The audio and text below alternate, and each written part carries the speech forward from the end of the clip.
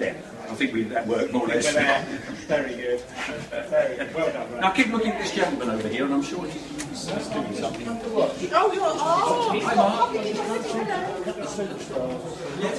A million times. The delay was funny because I thought, Pete, say something, but I think there was a bit of a delay there. So, not a problem.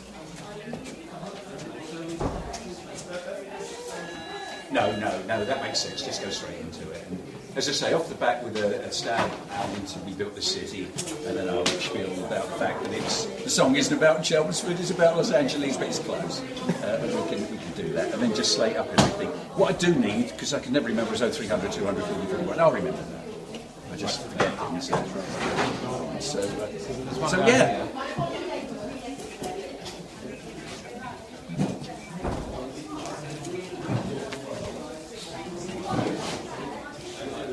Oh, I think we're tweeting from here. We're tweeting from here, mate. We're doing it from here, I think. Historic moment coming up. I wouldn't go that far. No, historic moment starting in about 5 minutes.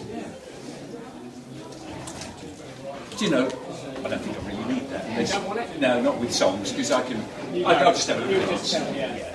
They're not that user-friendly. Not that easy to read. No, that's what I'm thinking. That's technology for you. My goodness, not used to an audience. Morning all. Thank you for coming round. Have you seen the exhibition? There's plenty there. Which one's right?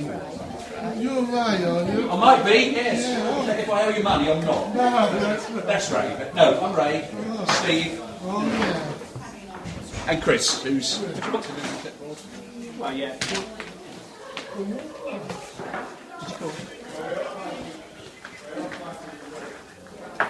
Hello. Don't forget though, I am noisy, so I sometimes get really, really noisy and then sometimes don't. So it's out here somewhere. Hello. 2, 3, 4. I will just walk around. I'm guessing that's not. You're not the in problem Train the anyway. News, are you? You're not in Train the News? Or are you? No, not doing news. Oh, so... Yeah. It should work most of the way round, right? Just very well, very well. Yes. Yeah. So we're doing just between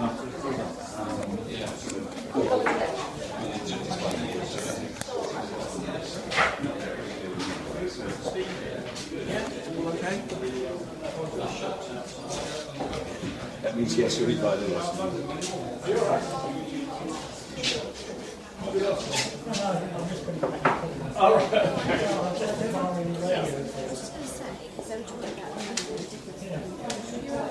Have you seen the fabulous photo opportunity outside with the mobile, with the outside broadcast? Good. Chris, I haven't done an OB for... say something to camera on this historic moment. What's the history being made here? The history that here, well, Ray Clark here, who's an expert on pirate radio stations and offshore broadcasting from way back, is actually doing a live broadcast from Marconi's very original wireless factory. The birthplace of wireless. Well, the birthplace of wireless manufacturing, yes, here in Hall Street in Chelmsford, which predates the New Street factory by about 14 years. This is a listed building, a notable heritage centre. And we can explain that anyway. So. Yeah, that's right. And this one's not too bad.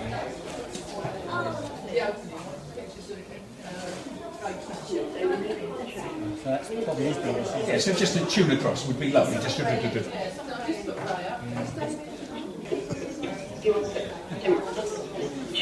it's just something like that is lovely. That's lovely. All right, but not for about 3 minutes or so. No, I just, yeah. when you can't we say good morning everybody? Yeah. Right, ladies and gentlemen, hi there. Thank you for coming to see Ray. I'm sorry to be a little bit formal. I'm Steve Scruton. I'm looking after Ray's production today. And when Ray starts the show, he's going to say good morning. at one point. And when he does, it'll be lovely if it's old radio style. You'll applaud. So can we just practice that together? See if it sounds okay for the mics. Let's just all clap together. Perfect. So when Trey says good morning, that's what we're going to go. We're going live in about 2 minutes. 150 people? Yeah. As well? Yeah. So let it dip a bit. We want it to sound like 150 morning. people. We're live from Marconi's original wireless factory. This is us.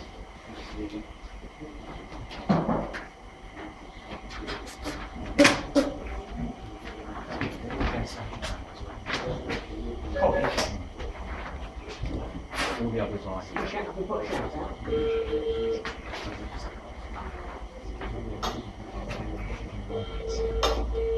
Oh, very good.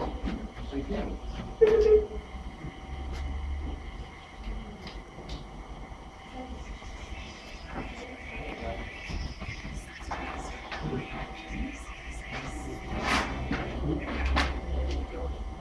Good morning, it's Saturday.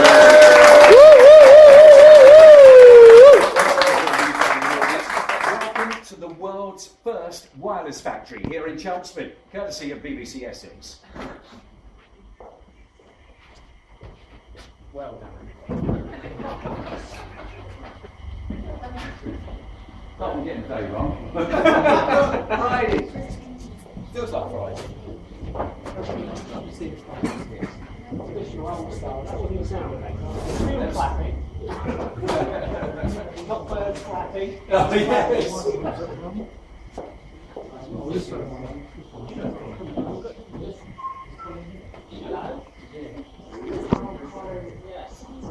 Right. So just for the benefit if you're watching, I mean Steve will explain. Steve will answer any questions because he's technical. Absolutely. But I can hear the output of the programme, so everybody in Essex that's listening is listening to a song now. So I might appear a bit daft and suddenly burst into action and start talking and then go quiet again. It's not that I'm shy, but I am really. But it's just that the song's playing. And when I'm talking to somebody, if you come up and I suddenly appear a bit rude and say, whoa, whoa, whoa, it's because Mark or somebody back at the radio station is talking to me. So while you're doing this, you can hear Mark, who's driving everything. You can hear the music. You can hear what's going out. That's all in theory because I'm deaf, so I can't hear any of it. I just make it up as I go along. But that's what's going on anyway.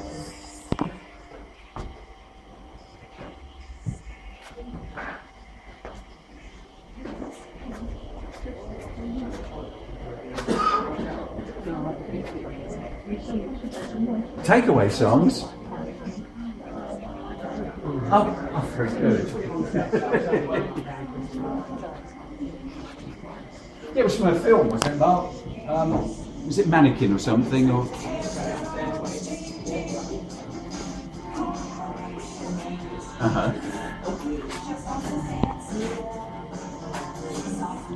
yeah.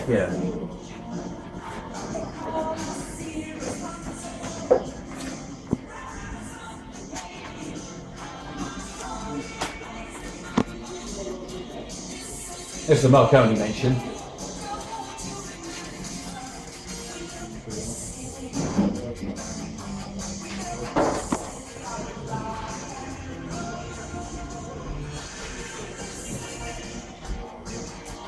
Okay, mate.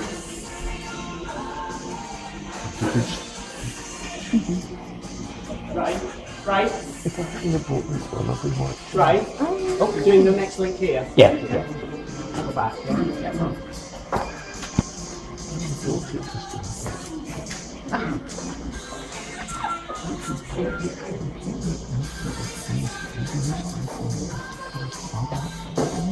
Well, it's getting warm now, isn't it?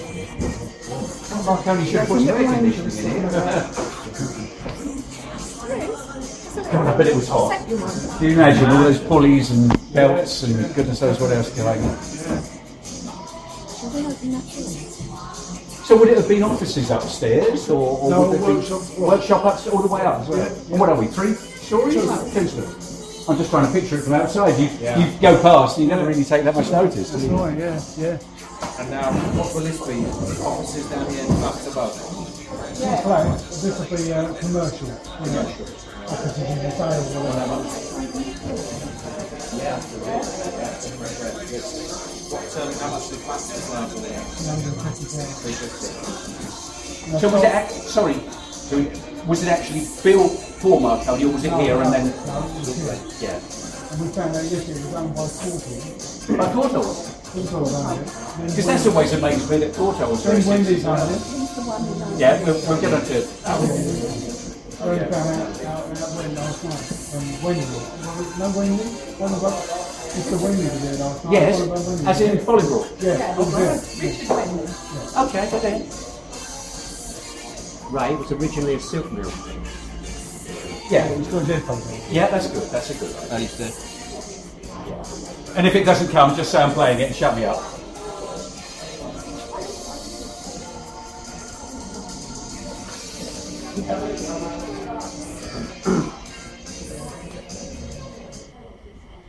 The band were called Starship. The song, we built this city on rock and roll, and it's all about music radio.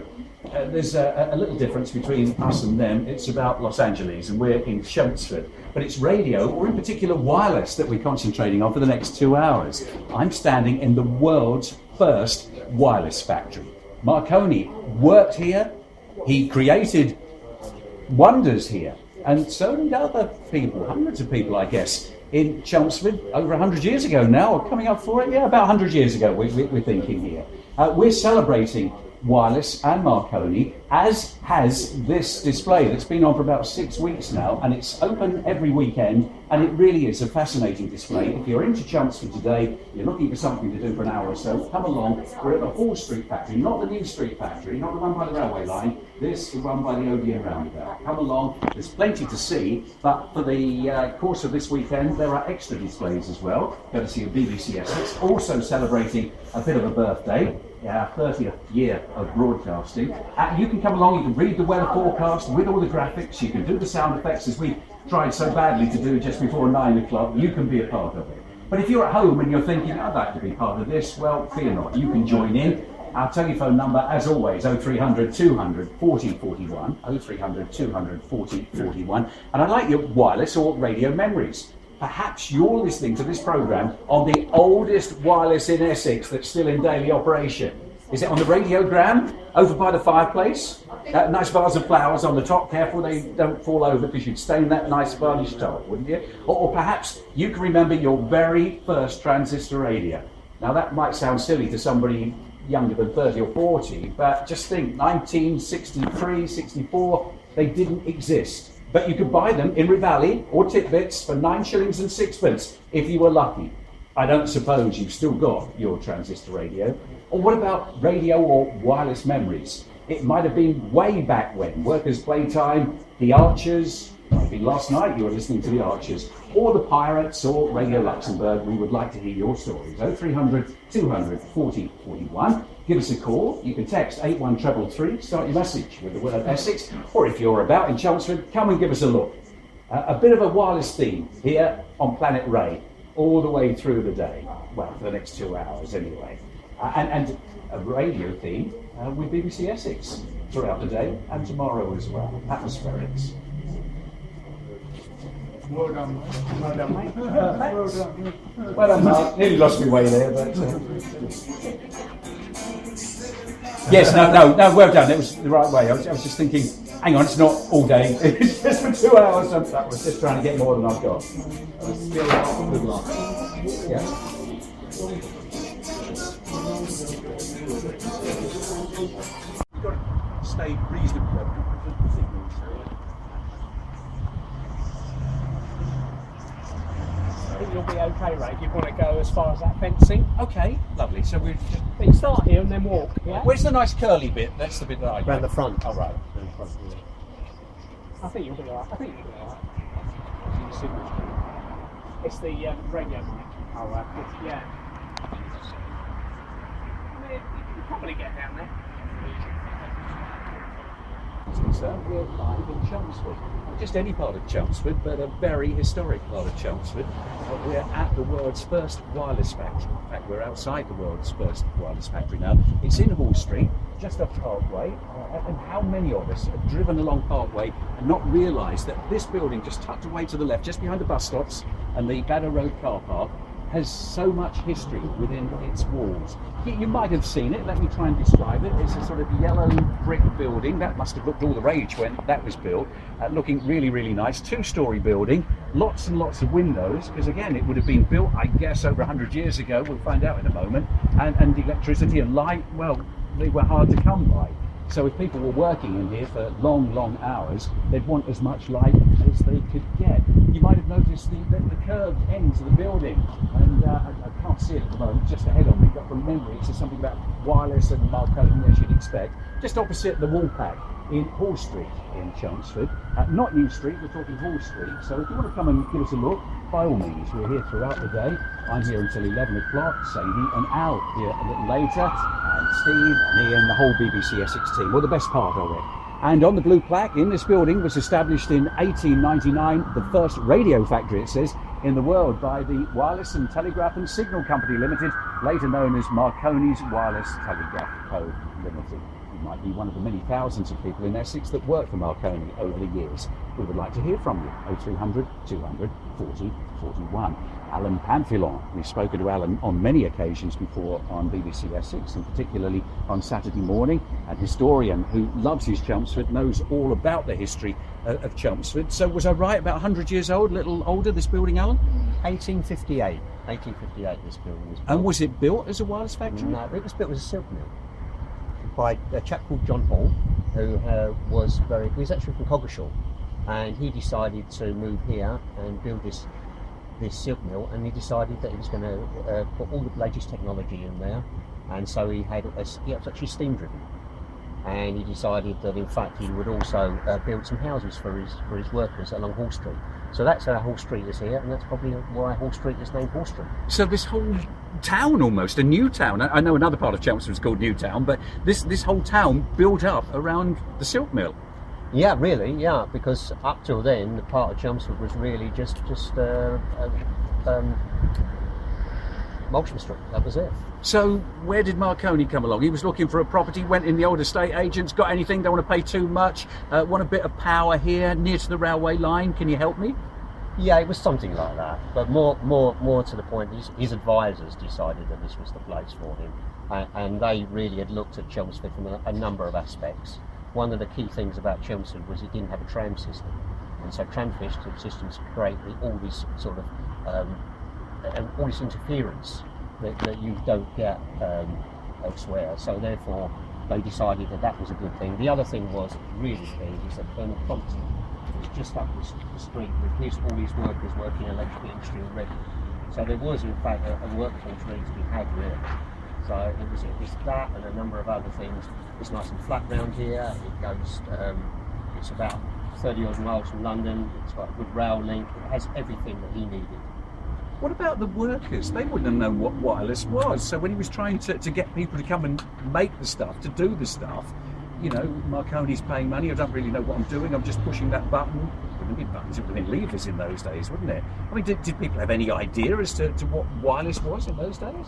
Well, there was one thing that in fact was quite key, in that Colonel Crompton had already worked with winding coils, and winding coils is something that we need to do with the radio, and that's what happened on the upstairs of the building.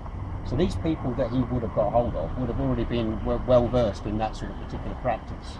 So it's not completely, they wouldn't have took in people that didn't know what they were doing. It was very much a case that Colonel Crompton really had taught them already what they needed to know. And so he was just, if you like, piggybacking on that. Right, Alan, more of the history, the commercial history, the business history, the engineering history of Chelmsford a little later. It's always struck me that, and I've mentioned it before, that if we were in America, this place wouldn't be called Chelmsford, even though it might have been for hundreds and hundreds, thousands of years. It would be Marconiville, and it would be plastered all the way around the town, around the city. You would see signs everywhere.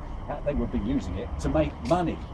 Perhaps a bit more acknowledgement wouldn't go amiss, but that's what the people that have put this exhibition on are hoping for. You can be part of it. Come along, give it a look. Hall Street in Chelmsford, not New Street, as I mentioned, just off Parkway. If you're going shopping into the city centre this morning, then come and give us a look. We're here throughout the day. It's BBC Essex. Of course, we're talking wireless, and then it became radio, and then video turned up, and video killed the radio star. Buggles now. Nice choice. Well, 6 inches by 4 inches transistor radio with the PP9 battery, I think, tiny little battery. And if you put your tongue on both terminals, but you know that there's power in the battery. Can you do that? Can you try it now? As long as you haven't got a heart condition, you'll be okay. And don't blame me if it goes horribly wrong. Let's speak to John in Torringham, because I'd like to hear more about what you class as classic radio, what you used to listen to on the radio, what you still listen to. What was your favourite era on the radio? Morning, John.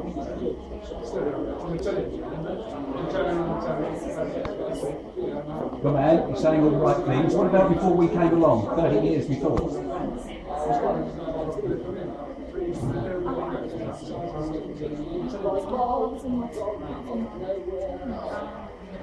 And then before that, I guess it was the BBC programmes, because there wasn't much to choose from, was there?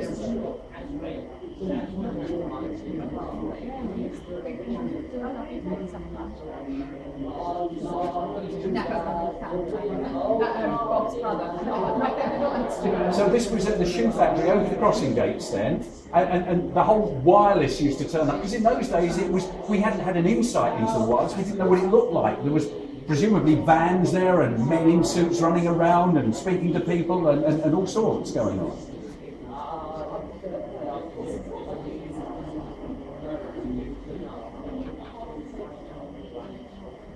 And would they have then spoken to people that worked there and interviewed people? How did it happen?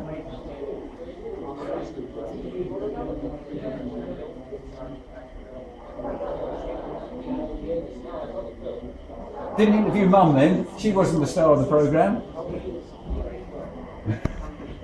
John, thank you for your memory, and it's memories like that we're after. Your radio memory, what did you listen to? What standout moment on the radio do you still remember? This way please, 0300 200 40 41, 0300 200 40 41. I was talking about listening on old wirelesses. Here's a man who's got plenty of them. This is Paul Green from Derbyshire. Paul, how many wirelesses have you got? Give us a clue. 10, 20, 30? Hundreds of wirelesses, and do they all work? No. Say 15% of them.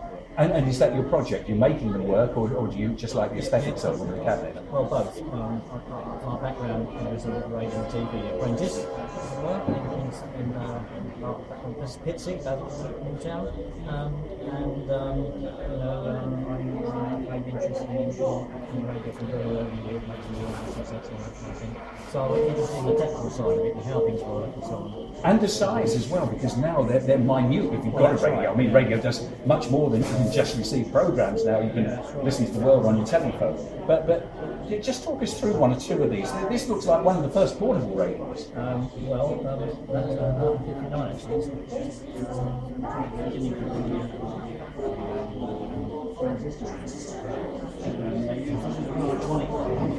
Bush portable, and the basic cabinet design was used right from the early valve battery portable sets through transistor, the whole transistor area. And again, the case would have been made out of a sort of plastic as opposed to Bakelite before. Yes, that's right. With the Rexine covered part of the cabinet as well. So many other sets like this action case design came with Rexine covered with the cabinet. That looks like something a spy would have. You go into your hotel in I don't know, somewhere in Eastern Europe and get that out and sort of hide under the bed to send messages back.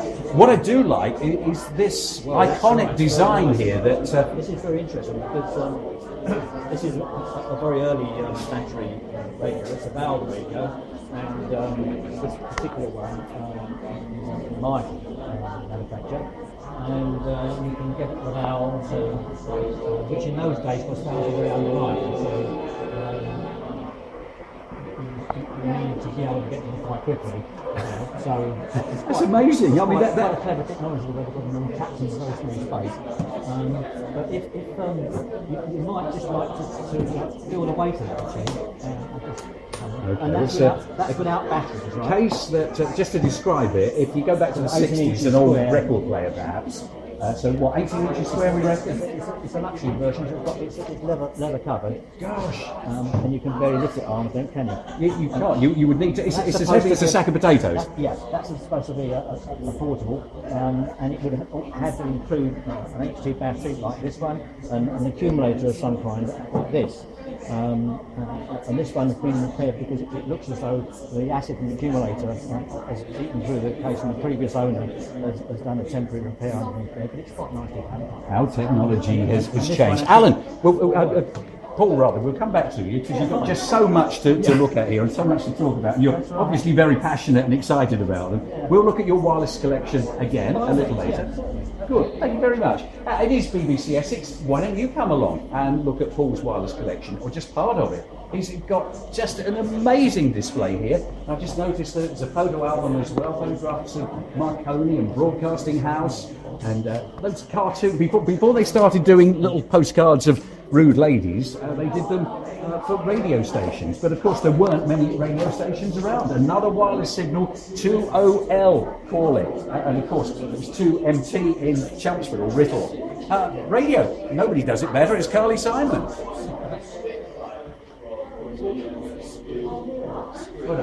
It's quite nerve-wracking when you're big. This is a joke. Both sides of it. 2LO was the transmitter in London. Yes. Right? And in fact, they just there is a copy of the Tetris, I think. There is the original 2LO transmitter. It's in the Science Museum. Yes. But some kit like that has been assembled at Sandford Mills, Yeah. industrial annex to the Chelmsford Museum. Which unfortunately is only open 6 days this year, which is very sad. But anyway, to the general public anyway. Yeah. That's amazing. I'll have a look at that later. This is about in the early days, in the 20s, listening in was the thing. Yes. It was kind of catchphrase. Yes, yes.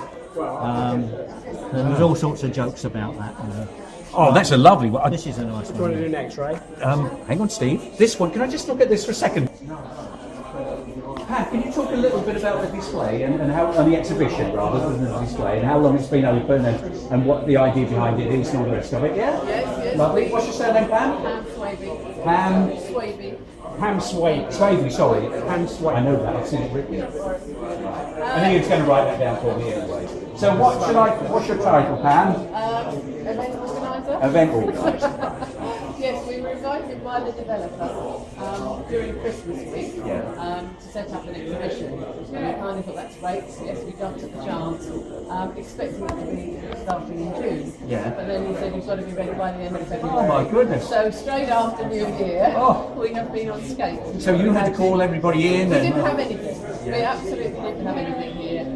So we had to start from scratch. I was the one who sort of thought we've got to borrow jewellery cabinets to put the artefacts in. Chris Neal borrowed the display boards from Select.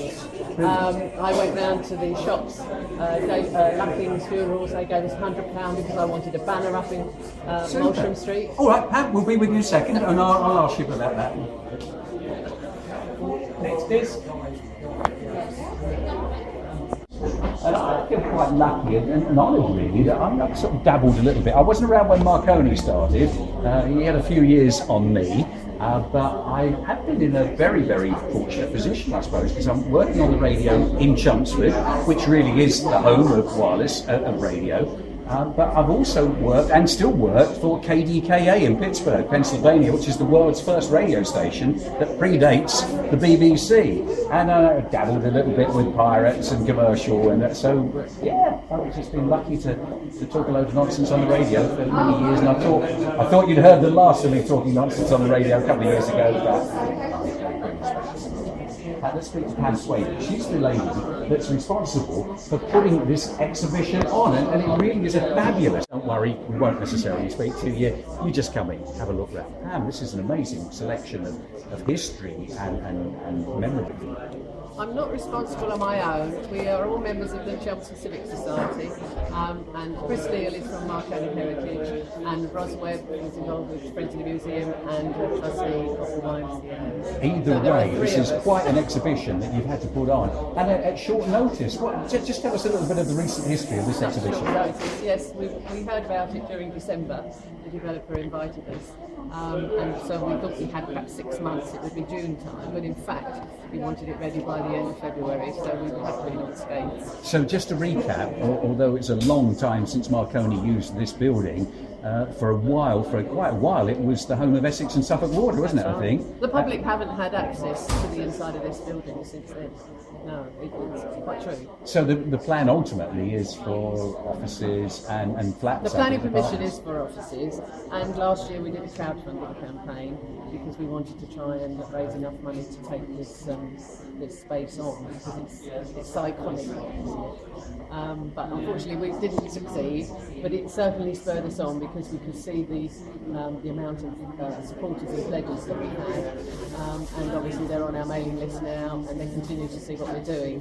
And then in September, BBC Essex decided they would like to come and collaborate with us because it's your 30th anniversary. And so working together, I think this is a good partnership. How many visitors have you had? You've been open now for what, 6 weeks? 11th of March we opened, so we have kept a tally. We can't keep track of everybody, but I would say roughly, because we have talks on Friday evenings and they've become so popular, it's a regular. What we're going to do at the end of it, I don't know, because they've been such good speakers. Ros Webb was able to get the speakers for us, and we've had some really eminent speakers. Tim Moulton is the Titanic historian. We've had Dr. Elizabeth Root, she works at Doddle Bank.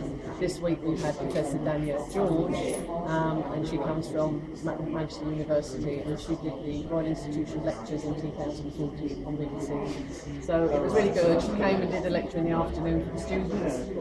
Some came from Plebs and then Hockley. And then in the evening, okay. And it was Marconi and the Invisible Universe. Pam, we'll come back to you because another talk is coming Friday as well, but from an eminent speaker, isn't there? We'll catch up with Pam just a little later. Let's speak to Mickey now, who's on the phone and got a radio memory. Mickey in Eastwood.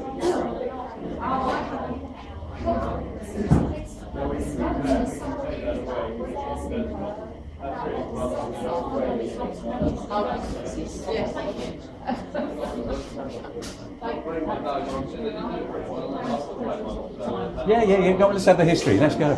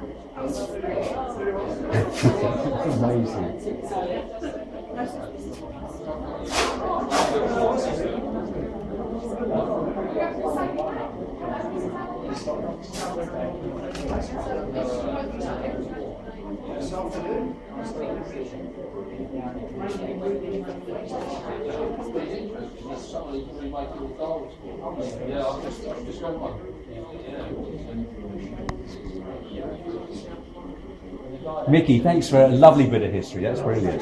Yeah, go on.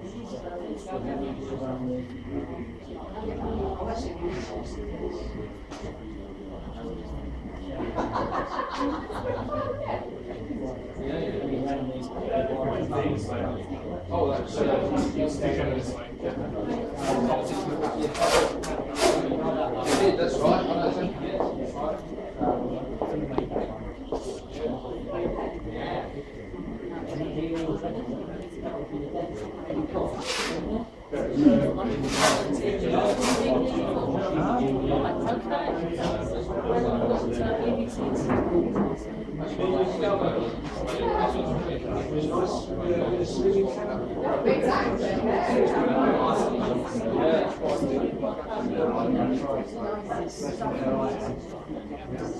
Yeah.